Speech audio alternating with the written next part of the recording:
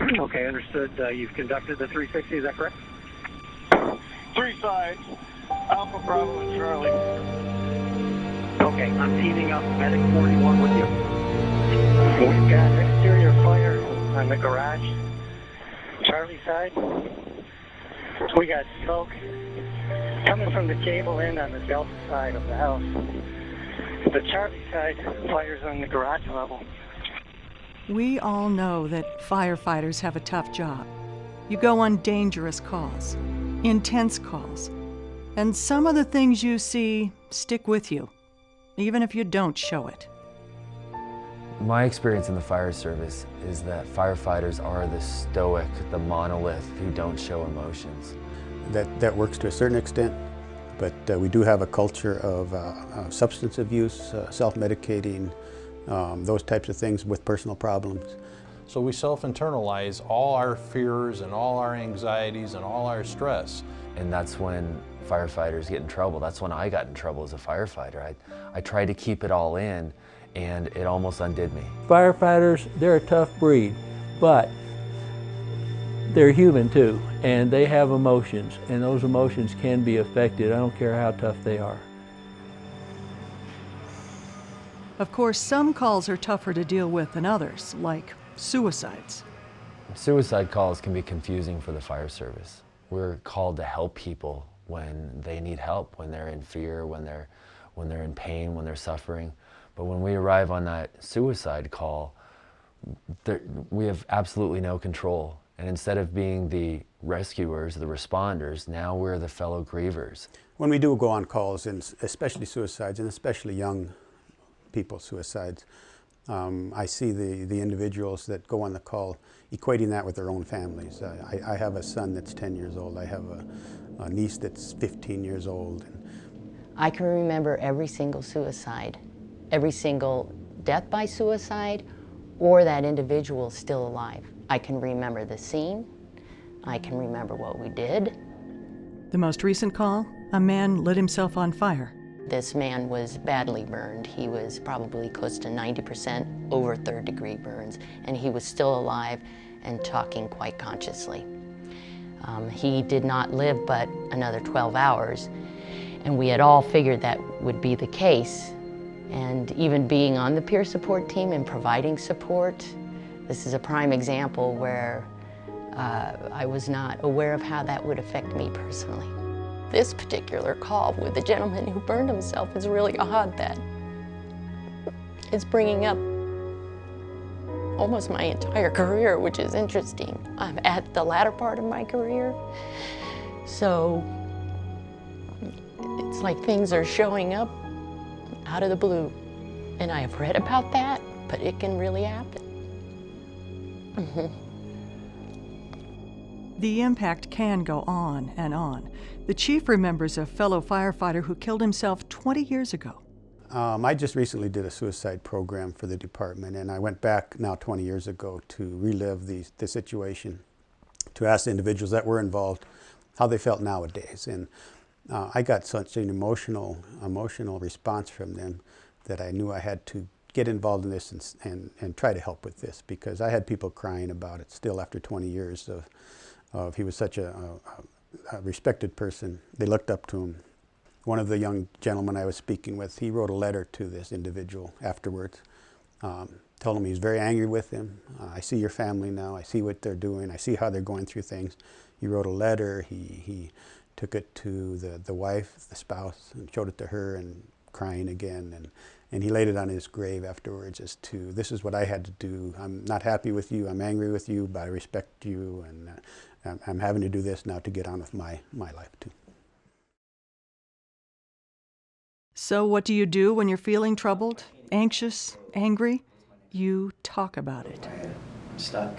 I don't know what to do. You talk about issues, you feel better about it. When you keep things bottled up, we know that the psychological and the stress on the body is just overwhelming. Talking about your feelings can be horrible, because that's when you're at your most vulnerable. But it can be amazingly refreshing and cleansing as well.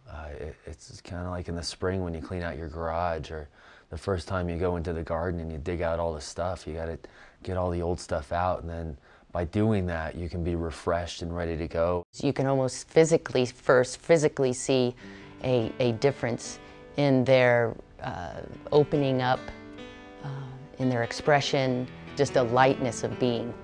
For me, it made me a better firefighter, because then I could fill it up with some more icky calls and drain it off, and then fill up and then drain it off, and that's the only way to make it work. That leaves the question, who do you talk to? Well, for one thing, you talk to each other.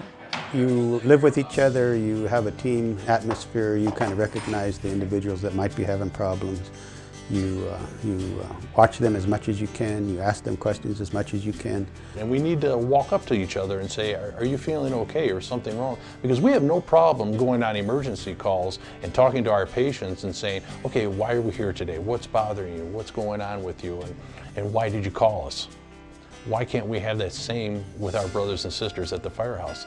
You seem a little isolated, you seem a little down today. Is there something wrong with you? We need to be more proactive and better communications among ourselves.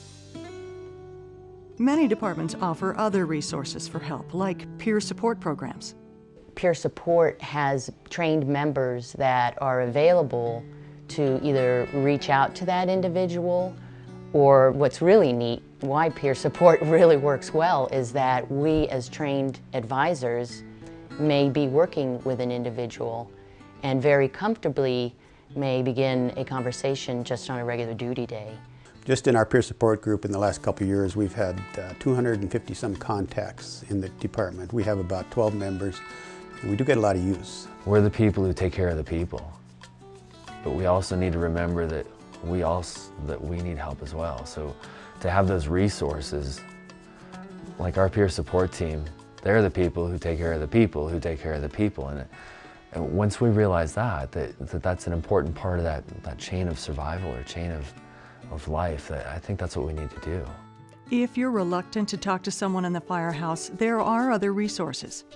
Many departments offer counseling through an employee assistance program, and most departments have a chaplain. You know, it was always the fire service culture. You leave all your issues at the door, you walk in, you're ours for 24 hours. When you go home, you can do whatever you want. But what we're finding now is that fire departments are being proactive. They're understanding what the value of an employee assistance program is, what the value of resources outside employee assistance programs, like counselors that have experience in dealing with firefighters. They're understanding the importance of chaplain programs can play in the roles of people. It certainly is worth accessing, reaching out for help. It's worth expressing it. It helps you, actually.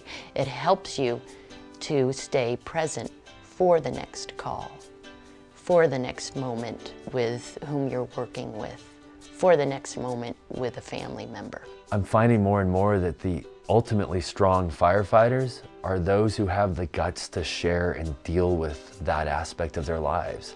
It's easy to block yourself in and keep it all inside, but if you want to be the strongest firefighter you can be that leader and take care of all the stuff up in the vault that most people don't deal with. You know what? It's okay to talk. It's okay to hurt, because we're human beings first, and then we're firefighters. Your efforts to sustain mental health in the firehouse are ongoing, even after a crisis has passed. Stress, fear, anger, and other challenges can accumulate over time. If you're concerned about your peers, don't ask just once if they need help. Keep asking until you know they're getting help. Here are suicide risk factors and warning signs to watch for. We'll follow this with a list of additional resources. So, what are the signs that you or a coworker might be in trouble or might be suicidal? Talking about death or dying or suicide. Increased alcohol and drug use. Feeling trapped. Hopelessness. Anger, chronic anger, irritability, outbursts. Violence and aggression. Relationship problems. Isolation. Recklessness. Mood changes. Now, here are some resources for bereavement support and next steps in prevention.